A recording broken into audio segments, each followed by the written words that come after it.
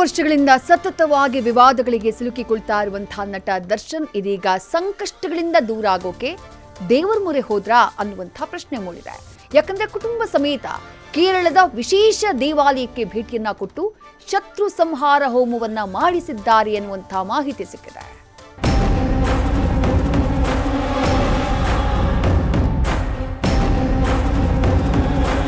ರೇಣುಕಾಸ್ವಾಮಿ ಪ್ರಕರಣದಲ್ಲಿ ಸ್ವಲ್ಪ ರಿಲೀಫ್ ಪಡೆದಿರುವ ನಟ ದರ್ಶನ್ ಕಮ್ ಬ್ಯಾಕ್ ಮಾಡೋ ತಯಾರಿಯಲ್ಲಿದ್ದಾರೆ. ಚಾಲೆಂಜಿಂಗ್ ಸ್ಟಾರ್ ದರ್ಶನ್ ಅಭಿನಯದ ಡೆವಿಲ್ ಸಿನಿಮಾದ ಶೂಟಿಂಗ್ ಮತ್ತೆ ಆರಂಭವಾಗಿದೆ.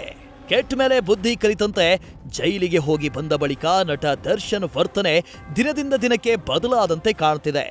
ಇತ್ತೀಚೆಗೆ ಸಾಮಾಜಿಕ ಜಾಲತಾಣವಾದ ಇನ್ಸ್ಟಾದಲ್ಲಿ ತಮ್ಮ ಎಲ್ಲ ಆಪ್ತರನ್ನು ಅನ್ಫಾಲೋ ಮಾಡೋ ಮೂಲಕ ನಾನಾ ಚರ್ಚೆಯನ್ನ ಹುಟ್ಟು ಹಾಕಿದ್ರು.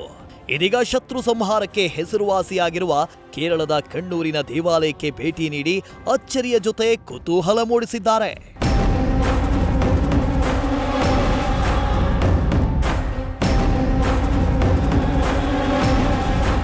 ನಟ ದರ್ಶನ್ ಭೇಟಿ ನೀಡಿರುವ ಶ್ರೀ ಭಗವತಿ ದೇವಸ್ಥಾನ ಹಲವು ವಿಶೇಷತೆಗಳನ್ನ ಹೊಂದಿದೆ. ಕೇರಳದ ಕಣ್ಣೂರಿನಲ್ಲಿ ಪುರಾಣ ಪ್ರಸಿದ್ಧ ಮಡಾಯಿ ಶ್ರೀ ತಿರುವರ್ಕಾಟು ಕಾವು ಭಗವತಿ ದೇವಸ್ಥಾನ ಶತ್ರು ಸಂಹಾರ ಪೂಜೆಗೆ ಮಹತ್ವ ಪಡೆದಿದೆ. ಮಡಾಯಿ ಶ್ರೀ ತಿರುವರ್ಕಾಟು ಕಾವು ಭಗವತಿ ದೇವಸ್ಥಾನದಲ್ಲಿ ಪಾರ್ವತಿ ರುದ್ರಕಾಳಿಯ ಅವತಾರದಲ್ಲಿ ಸಂಚರಿಸ್ತಾಳೆ ಎಂಬ ನಂಬಿಕೆ ಇದೆ. ರಾತ್ರಿ 8 ಗಂಟೆ ಮೇಲೆ ಪೂಜಾರಿಗಳ ಹೊರತಾಗಿ ಇನ್ಯಾರೂ ಇರುವಂತಿಲ್ಲ.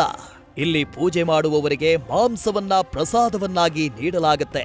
ಈ ದೇವಾಲಯದಲ್ಲಿ 8 ರೀತಿಯ ಪೂಜೆಗಳನ್ನ ಮಾಡಿಸಲಾಗುತ್ತೆ. ಅದರಲ್ಲೂ ಶತ್ರು ಸಂಹಾರ ಪೂಜೆಗೆ ಈ ದೇಗುಲ ಬಹಳ ವಿಶೇಷವಾದುದು. ಮಧ್ಯಾಹ್ನ 12ರಿಂದ ಸಂಜೆ 6 ಗಂಟೆ ನಡುವೆ ಶತ್ರು ಸಂಹಾರ ಪೂಜೆಯಾಗುತ್ತೆ. ಈ ವೇಳೆ ಪೂಜೆ ಮಾಡಿದವರ ಹೊರತಾಗಿ ಇನ್ಯಾರೂ ಸಹ ದೇಗುಲದಲ್ಲಿ ಇರುವಂತಿಲ್ಲ. ಭಗವತಿ ದೇವಾಲಯದ ಪೂಜೆಗಳು ಬಹಳ ಗೌಪ್ಯವಾಗಿ ನಡೆಯುತ್ತೆ ಅನ್ನೋ ಮಾಹಿತಿ ಇದೆ.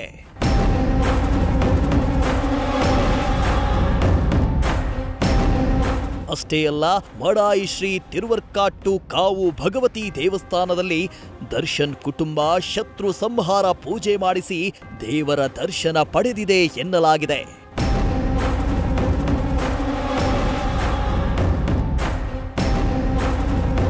ಒಟ್ಟಾರೆ ನಟ ದರ್ಶನ್ ಈ ದೇವಾಲಯಕ್ಕೆ ಕುಟುಂಬ ಸಮೇತರಾಗಿ ಭೇಟಿ ನೀಡಿರೋದು ಸಹಜವಾಗಿಯೇ ಕುತೂಹಲ ಕೆರಳಿಸಿದೆ.